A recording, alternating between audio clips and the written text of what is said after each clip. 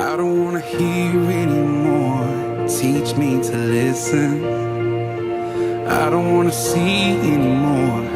Give me a vision that you could move this heart to be set apart. I don't need to recognize the man in the mirror, and I don't wanna trade your plan for something familiar.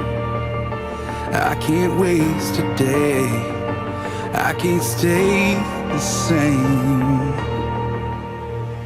I wanna be different, I wanna be changed, till all of me is gone, and all that remains is a fire so bright the whole world can see that there's something different.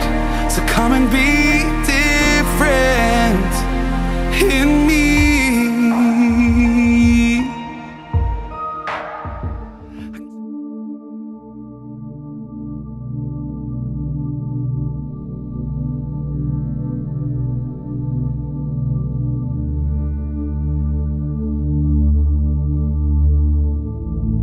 Shortly before dawn, Jesus went out to the disciples, walking on the lake. When they saw him walking on the lake, they were terrified. "It's a ghost," they said, and cried out in fear. But Jesus immediately said to them, "Take courage, it is I. Do not be afraid." Peter replied, "Lord, if it's you, tell me to come to you on the water." "Come." Then Peter got down out of the boat, walked on the water, and came toward Jesus. But when he saw the wind, he was afraid, and beginning to sink, cried out, "Lord, save me!" Immediately, Jesus reached out his hand and caught him. "You of little faith, why do you doubt?" And when they climbed into the boat, the wind died down. Then those who were in the boat worshipped him, saying, "Truly, you are the Son of God."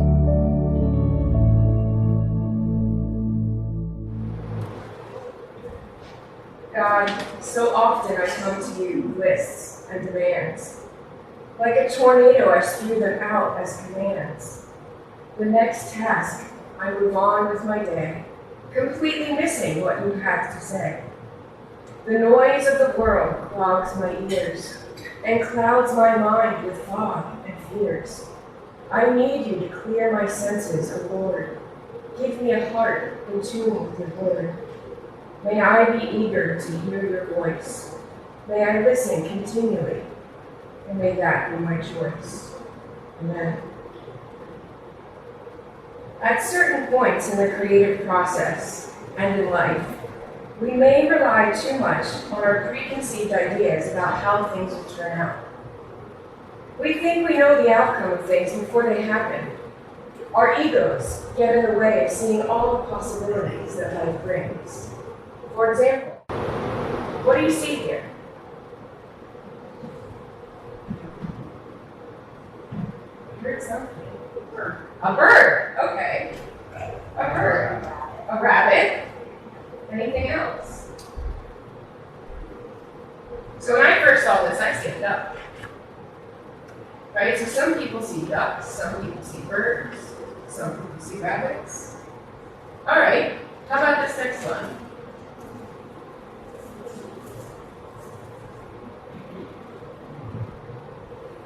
What does that look like? Oh, young and old lady, right? You see the young woman there with like a feather in her hair? Or it kind of looks like an older woman. The chin of the younger woman is actually the nose of the older woman, and she's wearing a scarf. All right, so this next one might be tricky. What do we see here?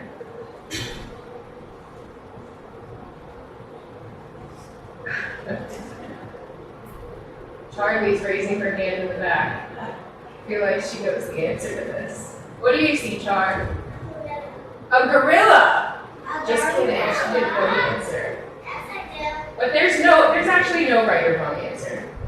But this is one of those magic eye things where if you focus a little bit differently, it's actually a giraffe that pops out. It's like a 3D giraffe. And I can see it really well on the computer screen, and then when I projected it up here, I was like, I can't do it anymore. But I promise you it's there. If you put your finger out in front of you, and you focus on the TV screen, you'll see two of your fingers, right? But then if you focus on your finger, you'll see kind of two images in the TV screen. That's how you're supposed to do it. I'm not going to say it's easy. I had one of these coasters when I was like in middle school and high school, and it took me a very long time to see it. You see it? Yes, one person sees it. That's amazing. You see it, Char? All right. If anybody wants this, I will email it to you. Just let me know after the service. I will email it to you if you want to have more practice. I see a gorilla. You see a gorilla? All right. Everybody sees different things. That's great. So these are really good examples of a main point, which is we only have partial vision. We can't see all perspectives at once. It's impossible to view any of these pictures and see both of them at the same time. Right? We can't see a duck and a rabbit. Our mind keeps going back and forth, back and forth, back and forth really fast, but we can't see both at once. God, on the other hand, has full vision. And God can see things in all perspectives at all times. And if we trust in God and listen with our hearts, then maybe a fuller picture will be revealed. In our gospel story today, the disciples see what looks like a man walking on water. And they've never seen anything like this before, so they thought it must be a ghost, right? And from their limited perspectives, only a ghost will be able to walk on water. But they were only seeing part of the picture. They were partially blinded by what they thought they knew. But then what happens? Jesus speaks. Take courage. Don't be afraid. It is I. And did the disciples listen? No. No, they didn't listen. Of course not. I mean, if I were on a boat in the middle of the ocean and I saw something like walking toward me, I'd probably think it was a ghost too. Or maybe an alien. But my first thought definitely wouldn't be, oh yeah, this is Jesus.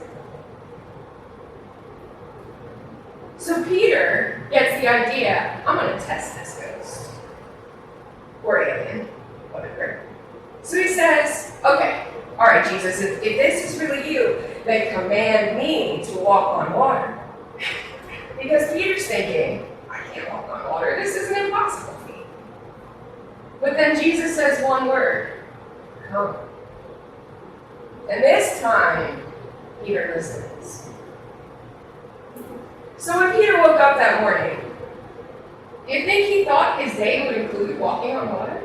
No, he probably thought, I'm going to travel with Jesus for a while, follow him around. Maybe he's going to teach some people. I might do some fishing, catch something for dinner. But never in his wildest imaginations did Peter think, today I think I'm going to walk on water.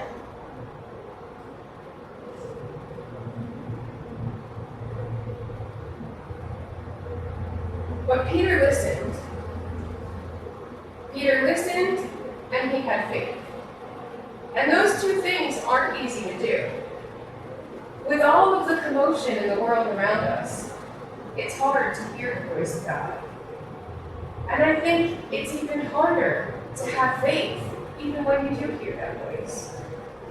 Because just like Peter, when we're really in the thick of it, we start to question, right? Peter is legit walking on water, but then he loses faith. He loses faith, the waves start to scare him, the wind starts kicking up, and he starts to sink. Even though he already knows it's happening. He already knows he can walk on water. He loses faith when he starts to sink. But I can't be too hard on Peter. I mean, how many times in life have we all done this? So think about last year. When COVID-19 first hit and the lockdowns were in effect, what were your thoughts? Maybe you were scared, like Peter. I know I was scared. And maybe you were angry, questioning why all of this was happening. And maybe there were thoughts of inadequacy as you were now expected to work from home and learn new technology and homeschool your kids all at the same time. All right, that was mine. That was what was going on in my head. And maybe you weren't thinking anything like that. Maybe there were 100 different thoughts that were going through your head. But no matter what you were feeling, what you were thinking, the truth of the matter is, none of us saw the whole picture. We didn't have any ideas of what our lives would look like in a week of COVID, in a month of COVID, in a year of COVID. COVID was only supposed to last for 2 weeks. That's what my mom kept saying. It's the longest 2 weeks of my life. But I have faith. We have faith. This church had faith. And yes, there were times when faith was lost. I found myself on more than one occasion sitting on my kitchen floor, crying my eyes out because I couldn't handle it. I thought I couldn't handle it. I lost faith. How was I ever going to make it through this? But it was in those times that I didn't have any words. I just had my tears. And those were the moments I was forced to be still and listen. Listen and have faith. COVID brought about some unexpected surprises. The church now has an online presence. And there are people watching in their houses right now, watching the service live. And I'm telling you, that would not have happened if it wasn't for COVID. And then there was the PPP grant that we received, the Paycheck Protection Program. And this church got gifted $18,000 twice. Never would have happened if it wasn't for COVID. Now I look back on our COVID year, and I don't remember the fear and anxiety as much. That was only part of the picture. It was from a very narrow perspective that I was seeing that.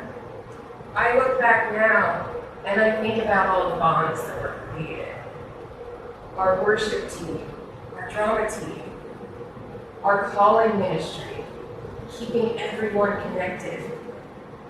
We got to see glimpses into everyone's everyday life with the pictures you would all send in. God saw the bigger picture. So we're coming up on yet another change. Pastor Diane will be officially retired as of July 1st. And Pastor Melissa will be taking her place. And of course, there are initial thoughts of fear and anxiety. Things will be different. Of course, things will be different. Things will change. Pastor Diane and Pastor Melissa are two different people. Even if we tried to keep everything exactly the same, we wouldn't be able to. I've worked with Pastor Diane for 13 years, and even I can't do a service exactly like she would do one. But that's okay. If we learned anything from Peter, and if we learned anything from COVID, it's that we're only seeing part of the picture. Things will happen that we never dreamed possible. New connections and partnerships will be made, and will enhance the ministry and mission of this church. I don't know what's going to happen. I can't see it, but God knows. take courage. Don't be afraid. Amen.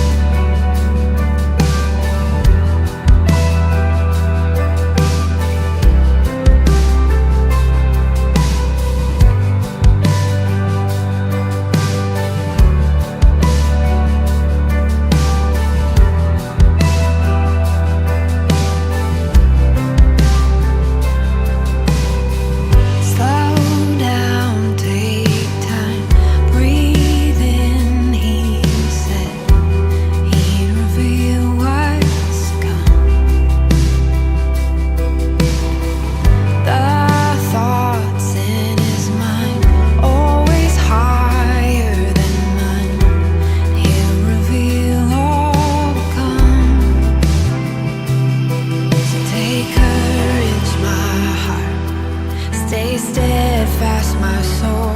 He's in the way. He's in the way.